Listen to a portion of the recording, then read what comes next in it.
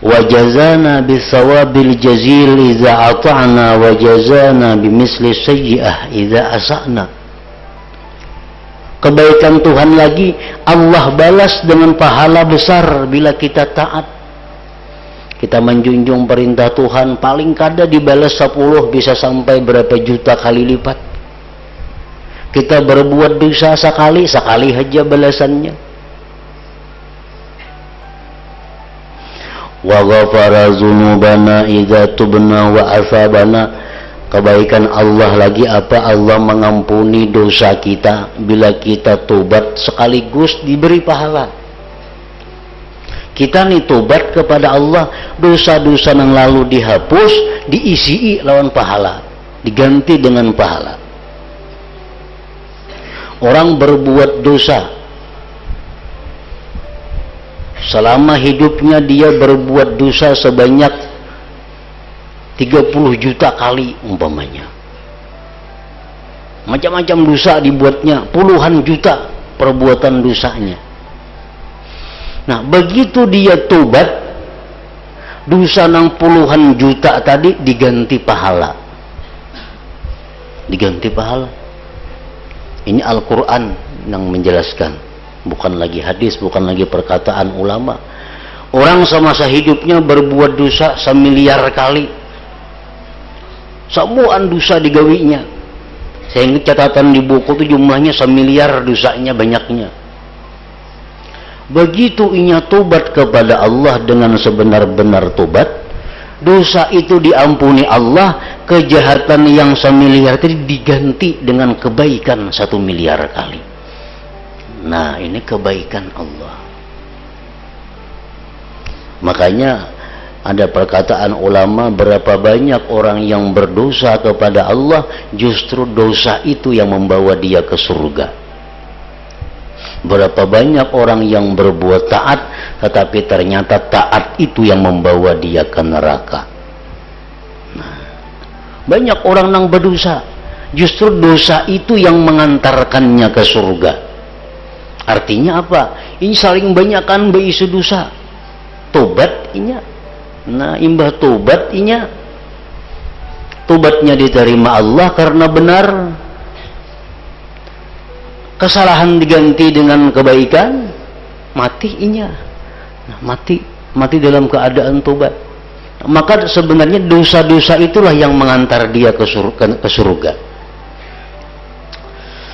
Ada orang yang beramal taat sekian miliar taat, tetapi dengan amal baik itu dia merasa dirinya hebat, dia merasa dirinya besar, mati dia. Nah, kebaikan-kebaikan itulah yang mengantar dia ke neraka. Nah, jadi salah satu kebaikan Tuhan kepada kita, Tuhan mengampuni dosa kita bila tobat. Dosa itu kada dihapus suara, kada. Misal buku itu jadi puang, kada, tapi diganti lawan kebaikan, diganti dengan kebaikan. Nah, itu sekian daripada kebaikan Allah kepada kita.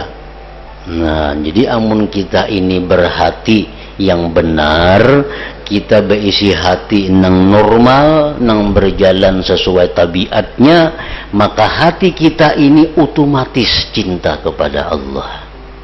Cinta kepada Allah, karena tabiat hati mencintai orang yang berbuat baik kepadanya. Ternyata yang paling berbuat baik kepadanya itu adalah Allah Subhanahu wa ta'ala. Dan dia membenci orang yang berbuat jahat, itu hati. Siapa yang paling jahat lawan kita? Siapa yang paling jahat lawan kita? Pertama, orang paling jahat lawan kita itu adalah nafsu ammarah yang ada dalam diri kita. Itu yang paling jahat lawan kita. Itu yang paling membahayakan kita. Nafsu ammarah yang ada dalam diri kita nih, ternyata itu yang paling jahat lawan kita.